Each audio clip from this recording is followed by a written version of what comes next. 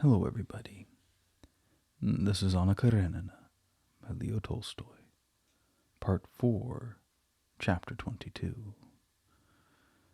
Stepan Arkadyevitch went into his brother-in-law's study with a solemn face which he tried to assume when he sat in his official chair at a council meeting.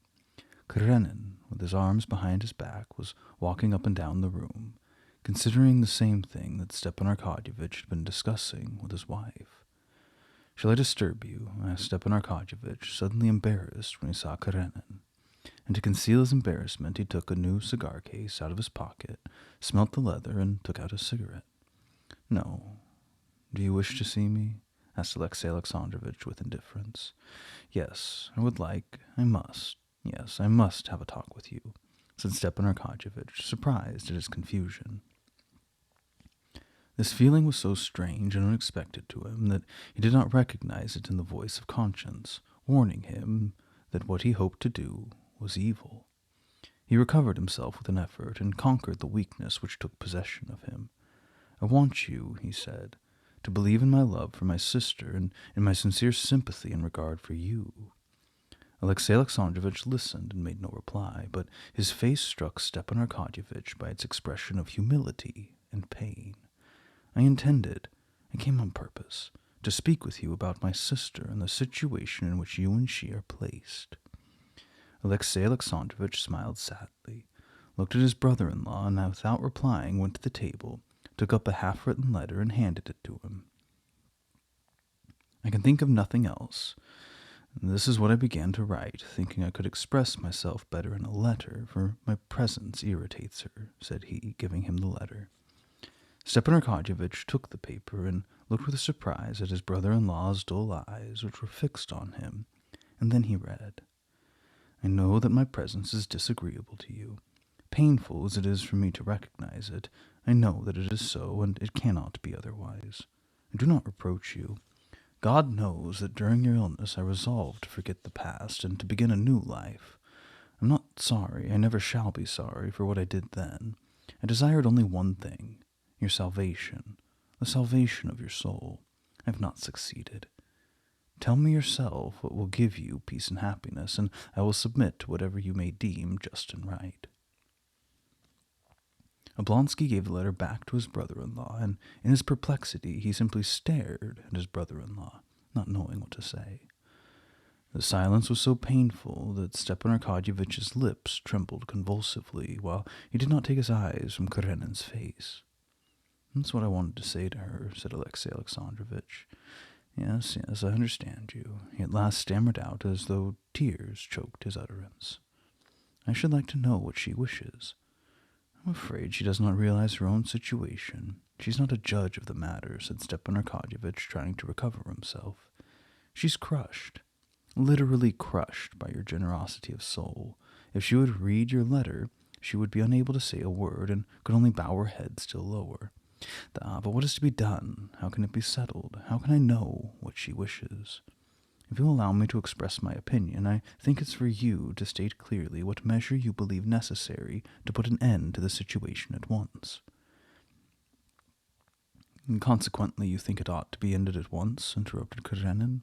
"But how?" he added, passing his hand over his eyes in an unusual way. "I see no possible way out of it." "There's a way out of every difficulty, however serious it may be," said Oblonsky, rising and growing more animated. "You once spoke of divorce. If you're convinced that you can never be happy together again, happiness may be understood in different ways. Let us grant that I agree to everything. What escape is there from our situation?" "If you wish for my advice," said Stepan Arkadyevitch with the same oily smile which he had spoken to his sister, and the smile was so persuasive that Karenin, giving himself up to the weakness which overpowered him, was inclined to believe his brother-in-law. "She will never say what her wishes are. But there is one thing possible, one thing that she may hope for," continued Stepan Arkadyevitch, "and that is to break the bonds which are only the cause of cruel recollections. In my opinion, it is indispensable to put your relations on an entirely new footing, and that can only be done by mutually resuming your freedom."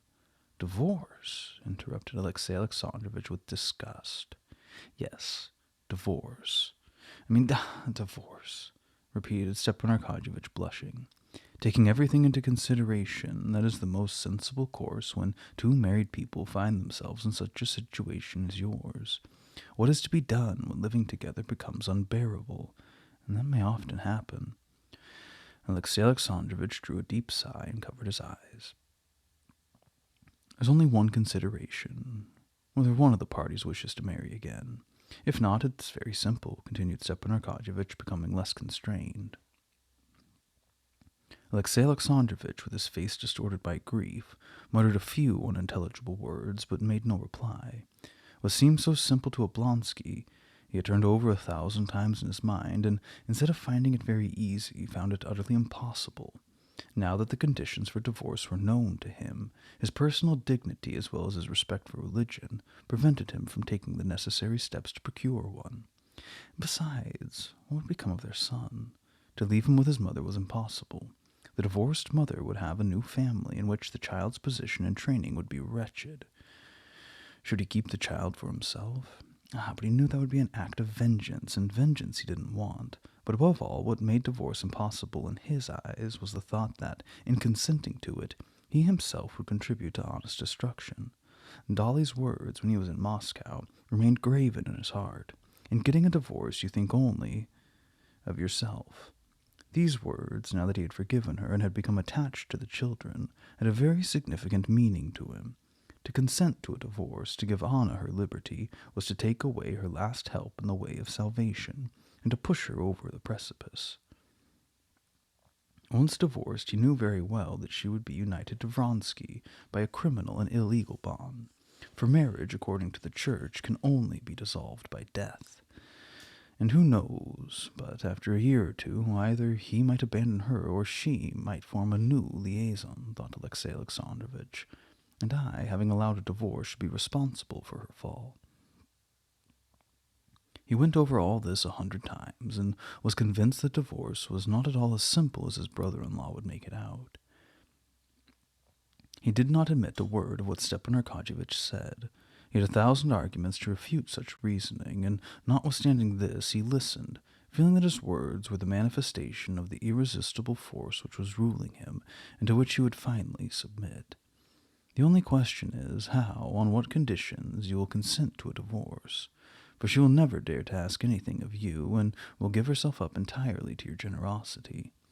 My God, why has it come upon me? Thought Alexey Alexandrovitch, and as he remembered the condition of divorce in which the husband assumed the blame, he buried his face in his hands as Vronsky had done. You're distressed, I understand it, but if you'll consider, whosoever smiteth thee on the right cheek, turn to him the other also, and if any man would take away thy coat, let him have thy cloak also, thought Alexey Alexandrovitch. Yes, he cried, almost shrieking. I will take all the shame upon myself. I will even give up my son. But will it not be better to leave all that? However, do as you please. And turning away from his brother-in-law, that he might not see his face, he sat down near the window. He was humiliated. He was mortified. But nevertheless he felt a sense of happiness and emotion in the consciousness of his own humility. Stepan Arkadyevitch was touched. Alexey Alexandrovitch, be assured that she will appreciate your generosity. It is without doubt the will of God, he added, but he felt as soon as the words were out of his mouth what a foolish remark it was. Alexey Alexandrovitch would have replied, but tears prevented him. This trial comes by fate, and it must be accepted. I accept it as an accomplished fact, and I will try to help you and her, said Stepan Arkadyevitch.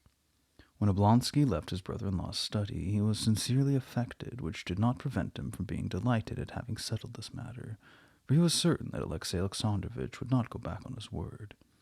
His satisfaction suggested a conundrum which he could ask his wife and intimate friends. What's the difference between me and a field marshal? The field marshal makes divorces, and nobody's the better for it, while I make divorces, and 3 people are better for. Or rather, what resemblance is there between me and a field marshal, but by and by I'll improve on it, he said to himself.